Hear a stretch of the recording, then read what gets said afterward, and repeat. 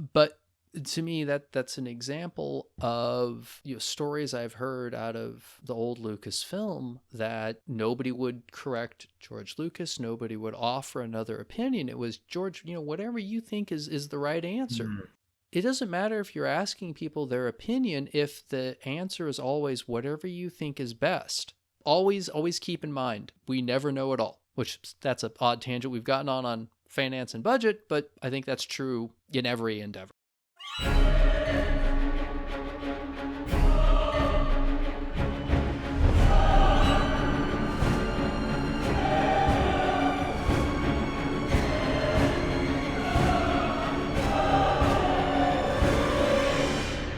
In the distant future, vampires rule the night, but their numbers are dwindling. One podcast is unlike all the others. Half human, half vampire. This is Lefty Speaks, the official podcast for Vampire Hunter D. Point 3. The assemblage of crew and talent. This is one that is applicable throughout a production, particularly in animation, because every stage you get to is going to have different needs. Like for us, for example, where we're at right now, we don't need a ton of people. When you're in your development phase, you don't need an entire production crew. You don't want dozens or hundreds of people working on a project. You'll hear stories of some of the giant movies.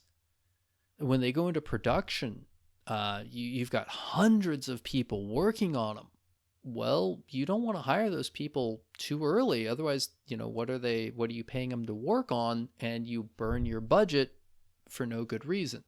Yep, Right. you keep the skeleton crew. Like for example, at Davis Films, I know this is live action rather than animation, but at Davis Films here in Los Angeles, I would maintain our offices that could have between 80 and 100 people working in our main production office.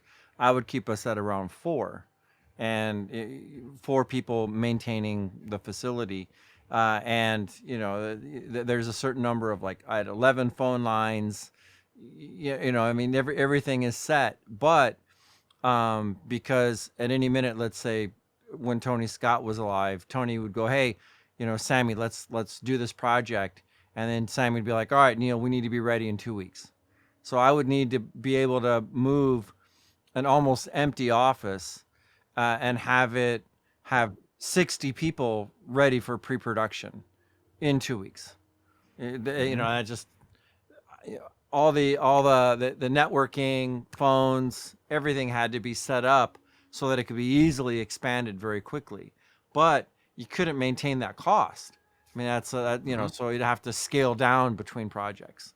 And so development is as bare bones as you possibly can keep it, again, because you don't want that development cost to roll into the project, because it could be harder to find investors if they're like, well, I'm not paying $8 million for the project. You haven't even got it off the ground yet. Yeah. The last thing I worked on, we started with 2 writers and 3 producers. Mm-hmm. And then that ballooned into a multi-continent project between animators, voice cast, line producers, the whole 9 yards. I mean, it cannot be stressed enough that it really does depend on what phase of development you're in. Mm-hmm. Because once you go out and get your writer, that part is a big decision, perhaps your biggest, because you don't want endless rewrites, and you want to make sure that someone has a intellectual as well as an emotional connection to the material. Because once we start getting out of the nuts and bolts of money and start getting into the heart and soul of it, you really got to make sure you pick the right writer, because there are countless projects that have suffered in what's called development hell because the wrong decisions were made. And there were a couple of projects that I got passed over on because of politics, not because I didn't know the material. And as a result, those things I was passed over on never got made because the writers they hired didn't understand the material. And that's not sour grapes. That's a statement of fact. I can think of one, I'm not going to say what it is, but I can think of one big project about 10 years ago that I should have been writing. And they went and got some other people, and those people did not know the material at all. And I sat there and I watched it just slowly peter from a burning fire into a cold ember, in a course of about 8 months. And I didn't say anything about it because I was already out of the mix, but I just felt, why would you go and get somebody who doesn't understand the material? And you see this happen a lot in the industry because a lot of people get hired for political reasons. I mean, without going too much into this, there are people who get hired because of fraternity connections, sorority connections. Well, there are people who get hired because they all went to the same East Coast Ivy League school. There are people who get hired because their kids all go to the same daycare program. yeah. And it's very real. I mean, I thought it's not a joke. I mean, I wish I was kidding. No, I know people I know, yeah. who got hired because they all live in Sherman Oaks or North Hollywood in the LA area. For those who don't live around here, these are neighborhoods where a lot of writers and producers live. Encino, Van Nuys. There's like cliques of people who hire each other just because they live in the same neighborhood.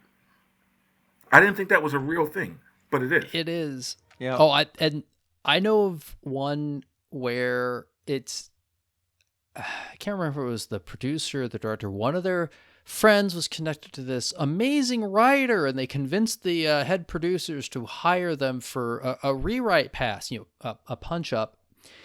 And the guy wrote a bunch of incredibly ham-fisted political, ideological things into the script that had nothing like why are you introducing these elements to this story that they actively damaged the story?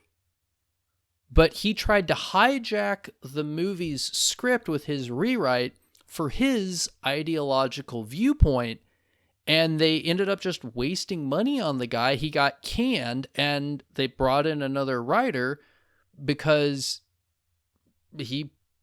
what he did made it was completely unusable. So you got it. Oh, I want to add something really important in here. So remember when we were talking about option agreements having time limits? So when you're taking a pass with a writer and they totally fuck it up, you're not just costing money. Your time is ticking. So if you just spent 6 months out of an 18-month option agreement, 1/3 of your time is gone. And when that happens, you're almost always starting from scratch. I mean, you're starting because who you were going to cast, because as the person's writing, you're thinking, oh, okay, this character, you're starting to build a cast. You're starting to build other elements in so that when the script is ready, you can hit the ground running. But if you have to start all over, it might require a new A-list actor to help finance the movie. I mean,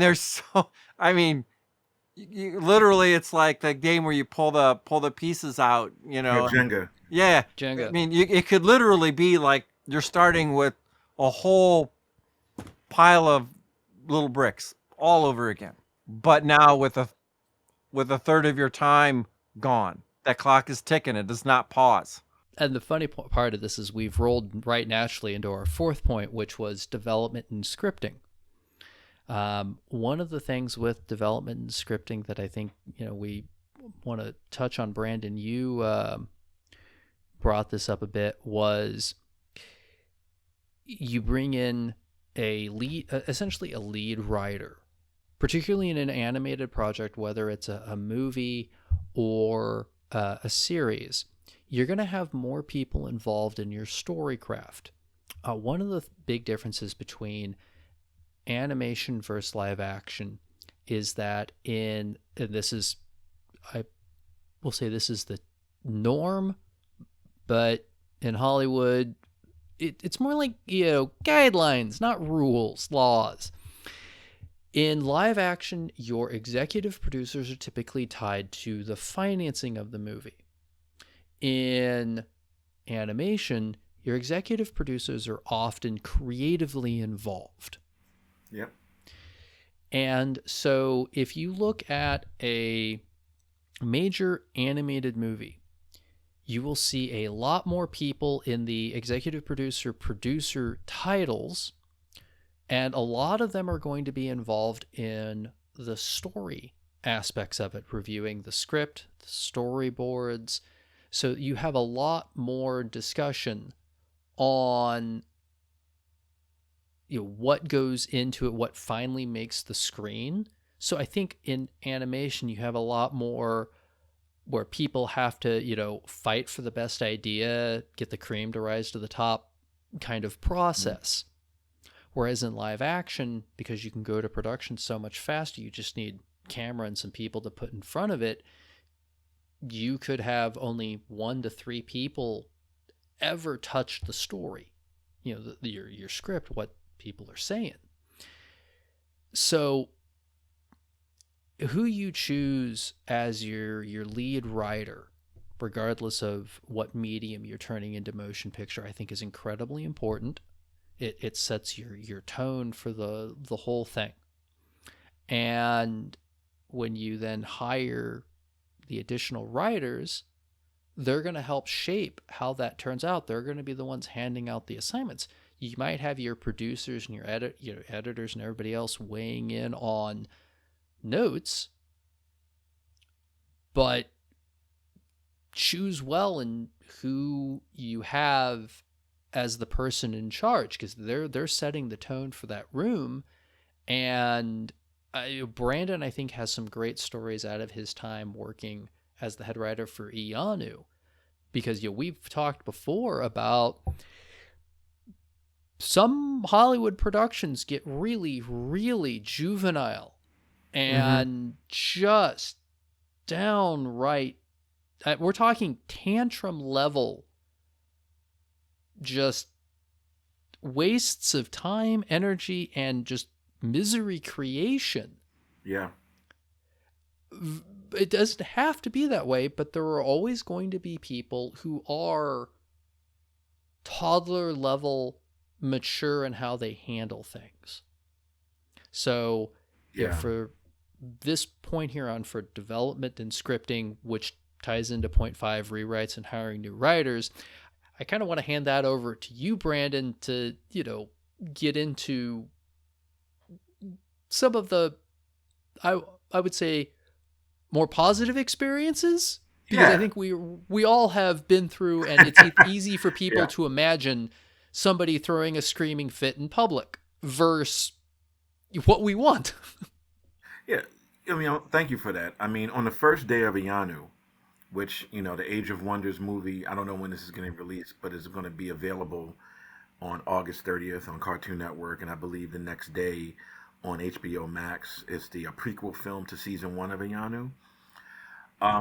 It was a great experience, one of the best of my career, my first time heading a writer's room ever. But here's the trick.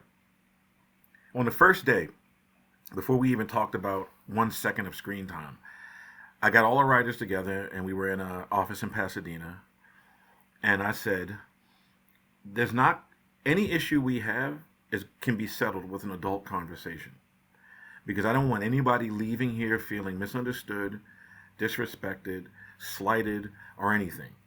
Because the one thing that happens in Hollywood, people are conflict averse, which means that they will hold a grudge rather than talk it out.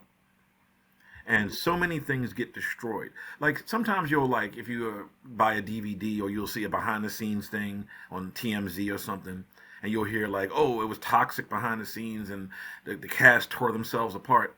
You know why that happened usually? It's not even just ego. It's because people don't know how to talk to each other like grown-ups. And if you have a problem with someone, and 9 times out of 10, I can tell you, because I've had a lot of disagreements with people in this town who have absolutely hated me And I had no idea why.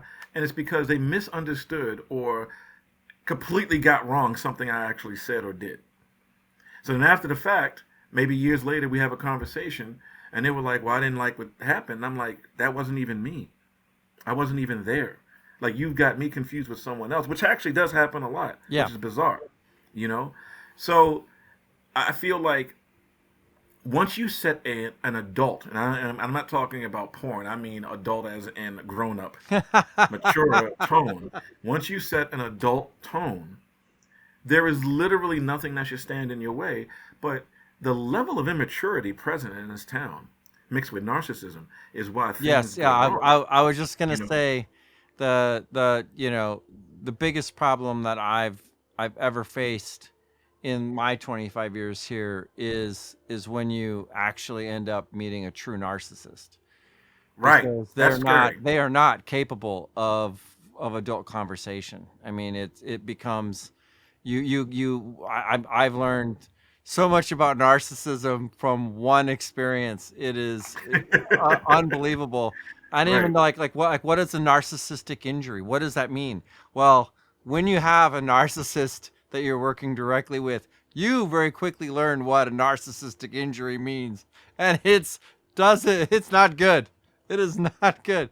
But there's also no way around it. If you're having to work on a project and you have to, or a company, you have to make things happen. You know, You're going to run into them. yeah, you're gonna, yeah, because they're, unfortunately, these kind of, like politics, entertainment, there's certain fields that tend to attract, narcissists, or at least they come out of their shell a little bit more. A little So bit more.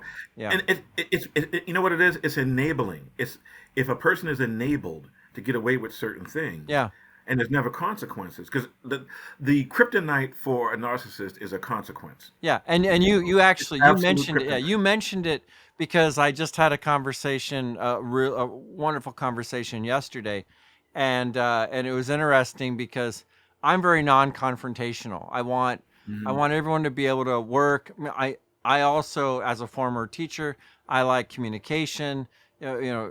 Speak. Like you said, speak like adults. Be respectful of each other and move forward, right? And but part of that is also you're trying to avoid conflict and confrontation, and having a good conversation is not confrontational Right. unless it's a narcissist, and then Yeah. Right. any conversation that challenges their worldview suddenly becomes, you're challenging them. It's a confrontation, and there will be repercussions. And so it's interesting because, like you said, the good people that don't want confrontation and do want to treat things like an adult are the targets Yeah. are of the narcissist. I mean, that's, so you by trying not to create problems, you trying to protect everyone at the company, ends up being, you're enabling the narcissist to gain that power and gain that momentum. It is. I don't want to Bro. go off on that too I much, know. but I yeah, mean, yeah. it ends up, it can be, it's the downfall of entire So many things. projects. I mean, Eh, I can't Oh, speak on one really big intellectual property, but the movie fell apart completely, and we're talking $15 million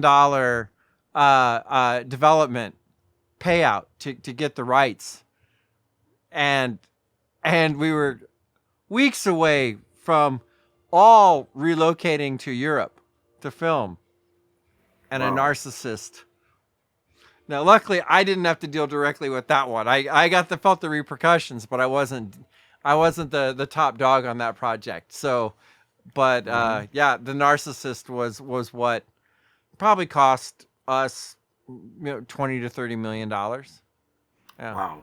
And And comes back to point three, where your assemblage of crew and talent, be very careful who you trust. I think of one instance. This is, when I was back just getting started. This is student film days. mm, A friend of mine introduced us to somebody for a student film. This was for my best friend, for him to be able to graduate. And so he was directing, I'm producing, and one friend goes, hey, I've got this friend, I've been doing, silly film stuff with since, we were, like middle school. Like, okay, cool. Let's bring him on. And guy turned out to be incredibly hardworking, incredibly dependable. He was fairly smart. I'm like, okay, this is awesome. Dude shows up when he's supposed to shows up. He's got everything that he's supposed to have organized. He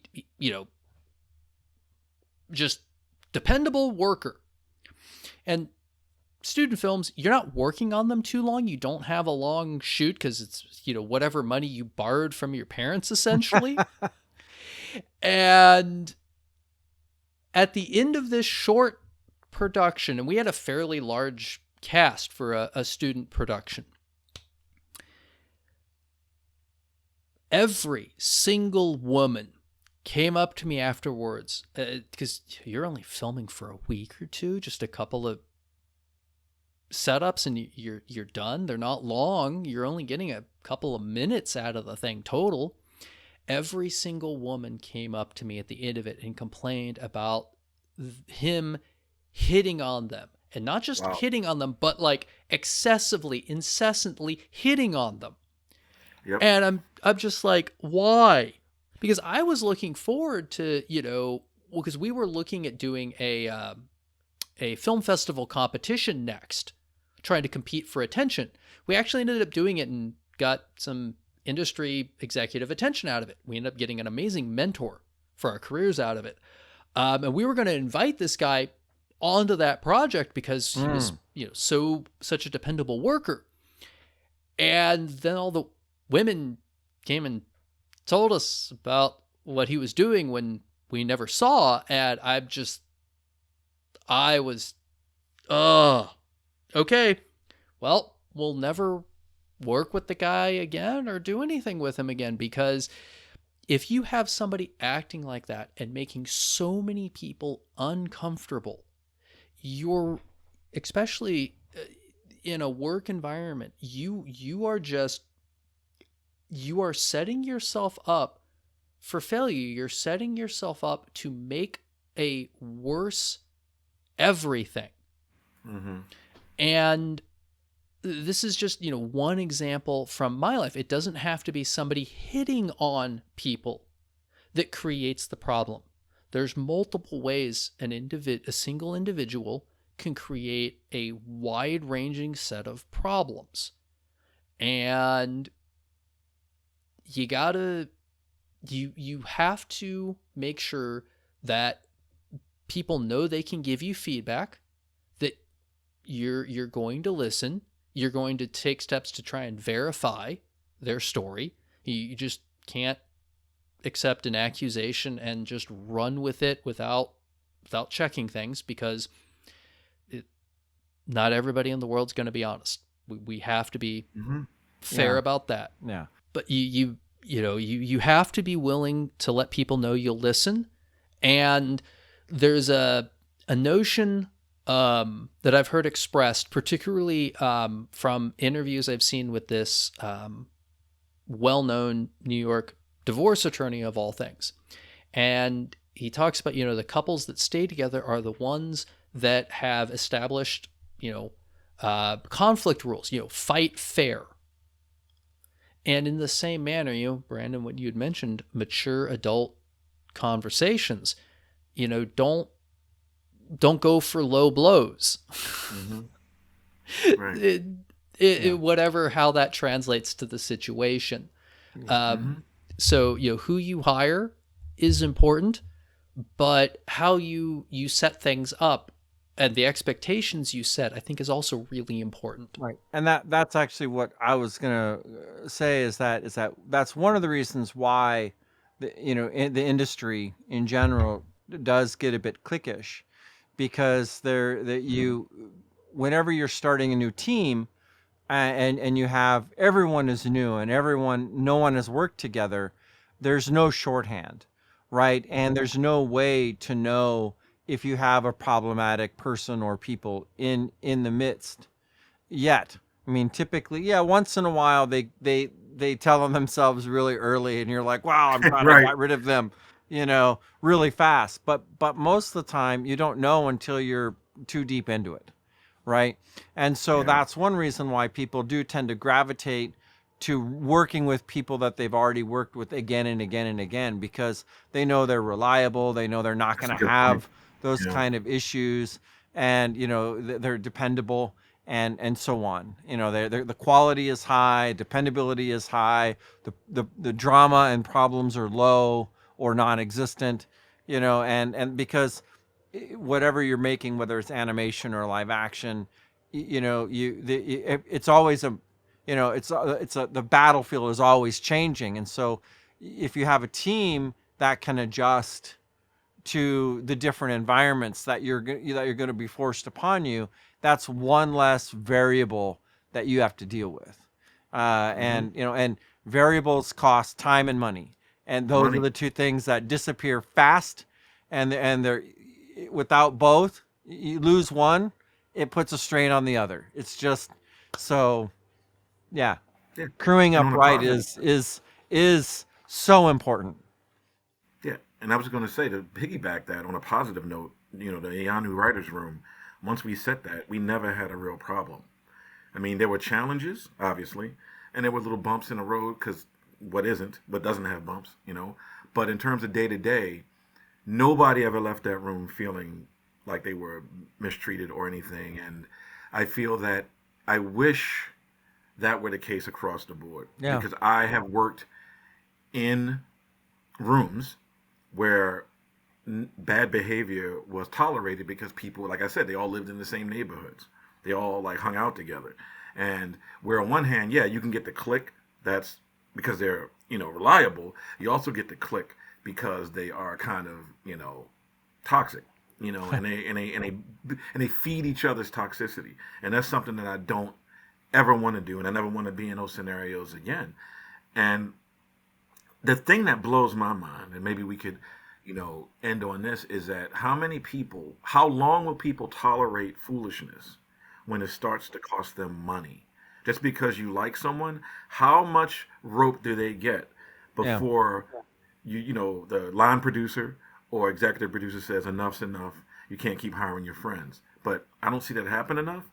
I've been in a scenario where, because people were friends, big projects didn't get made. Yeah. And Yeah. there you go. Yeah, I mean, again, it's live action, but in Sushi Girl, when I was first brought the project, it was a $15,000 project where they're going to make with their friends in a backyard, and I'm just like, okay, if you want me to be involved, here are the things that I would change. And the first thing was, everyone has to audition, open it up. You're not Wow. just hiring your friends to act. If I'm gonna bring an investor to bring money in and elevate the price, more than tenfold, then everyone has to audition. Your friends get the same opportunity to audition as everybody else, and the same thing with the crew. I made suggestions. I'm like, hey, I'm gonna put these names in the hat, but the keys were the ones that made those decisions, not me as a producer. I'm like, okay, key wardrobe, key, key everyone. They're like, okay, I'm giving you a name, but that's it. I'm passing that name on. I'm saying that's a reliable person. That's it.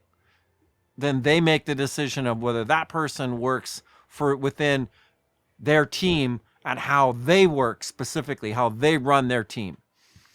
And it's just trust the keys, trust the people in charge who you chose as a producer. You're the one that's putting these leaders in place. Trust your leaders to do their job and choose the right Yeah, I people. remember my old mentor. He was a SVP at Fox before the Disney buyout. He retired just before the buyout happened.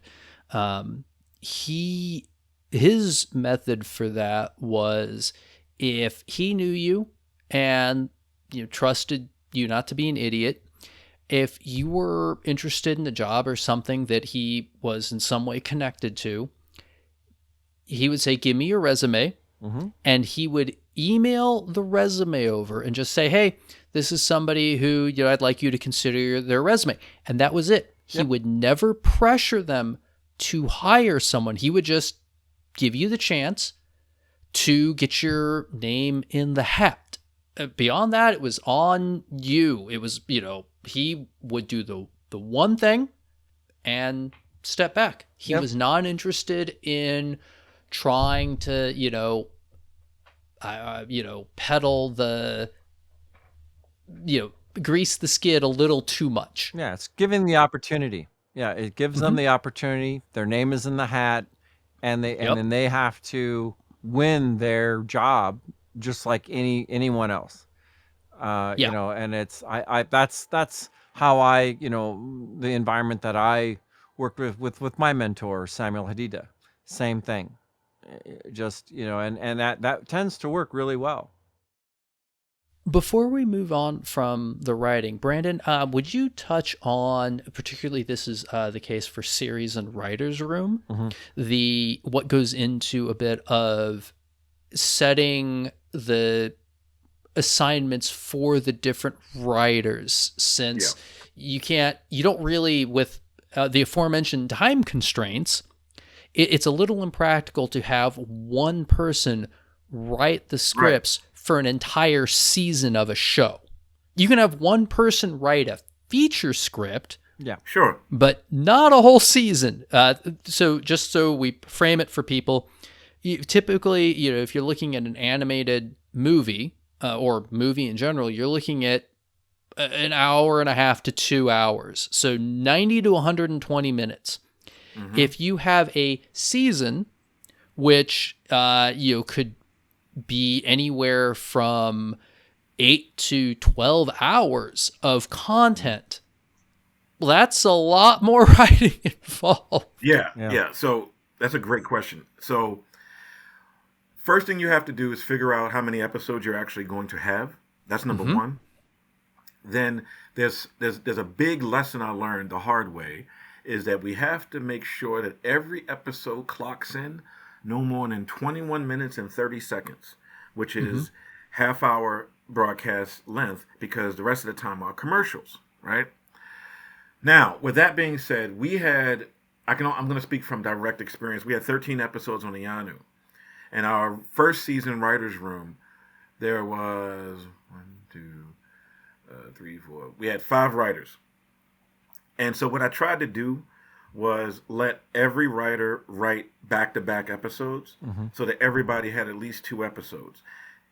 Generally speaking, on a first season, the showrunner or head writer will write the pilot and the finale, whatever that is. So then in the middle, you've got maybe 9 to 10 episodes that need to be split apart, just for fairness, and so everybody gets their money's worth, because you don't always get salaried on an animated series. You get paid based on your scripts. So with a live action show, you get salaried no matter what. And you get a script fee once you get to a certain level if you're above staff writer.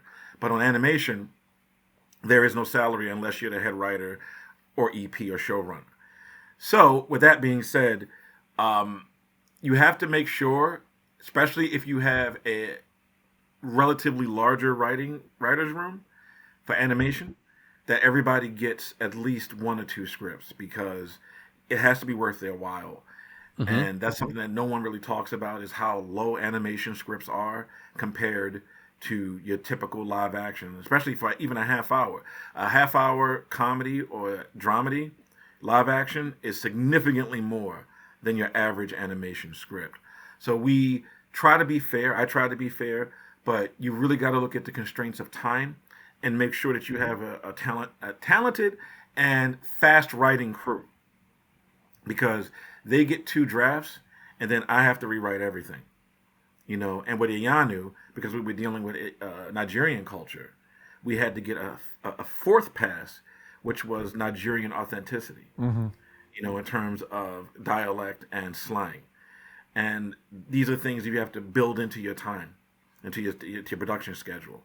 And these are things people don't talk about. And that kind of goes back to what I said at the beginning, is that a lot of people will complain about shows and say negative things and love to get online and whine and all this other stuff. But no one sets out to make a bad show. Yeah. You know, realistically, no one does. And it seems that now in 2025, your average fan has more access to how a show is made than they ever have before, and yet they seem as ignorant as they were, let's say, in 1885. You know, like it's like these people have no idea how much goes into a show. So stuff like what we're talking about now can illuminate Yeah. what's actually going on. It's not as simple as why, you know, how many times I see this phrase, why can't they just do this? You know, there's a lot of reasons why. Yeah. And a lot of, I mean, there are more reasons why, you know, color of a costume is a decision. How many characters you have on screen in animation. How many people are speaking in a scene. These are all financial considerations. And no one's trying to make you angry because, you know, Rogue's costume from X-Men is not comic book accurate, you know, and stuff like that, you know, and these are things you hear. But yeah, you know, as long as you've got a vision and you've got writers who buy into your vision, then you're going to be fine. Even if the show isn't a hit, you're still going to be okay because people will walk away with a good experience, and that can lead to more opportunities down the line. I also circle back to how this whole topic that we're discussing came up. It's because, you know, a fan on our Discord asked a question about it. Yeah. And to me, that is a beautiful and wonderful thing. My dad used to say, the more I know, the more I realize how little I really know. This was a guy with a 200 IQ. Spoke 12 languages, most of them dead. When I was a kid, I was a pretty arrogant little prick because I was, you know, one of the smartest people around in my, you know, little pond. And he told me that one day because he's like, you shouldn't be arrogant. Well, why? I'm smarter than the other kids. The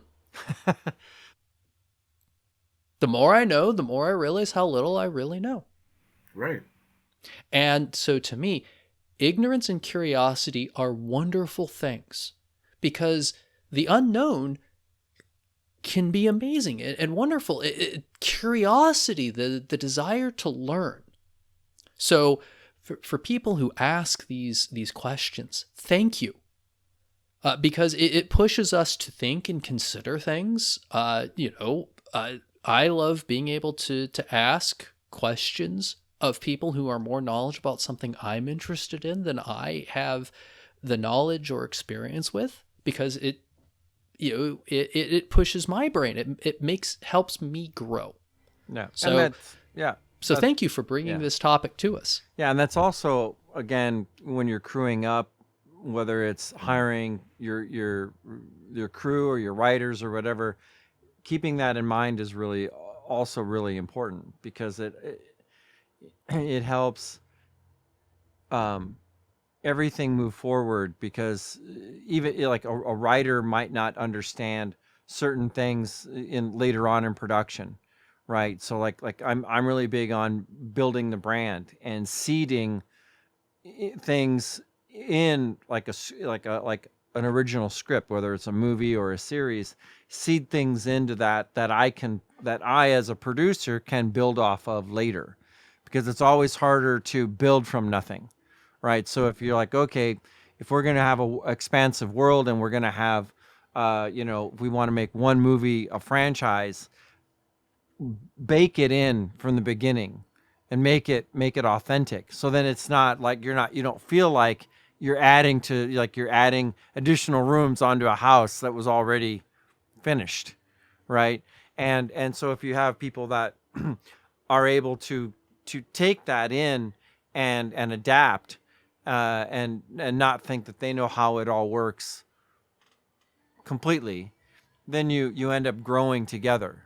Your whole team, and your project grows into something much greater than it could have been if it was just done one specific way. Thank you for listening to Lefty Speaks, the official Vampire Hunter D podcast, hosted by Brandon Easton, Neal Fischer, and Scott McLean. This podcast is created by Unified Pictures and 9 Realms. Narration by Lauren Evallen-Muller. Recording and editing by 9 Realms. Produced by Scott McLean and Ian E. Muller. Based on the works created by Hideyuki Kikuchi.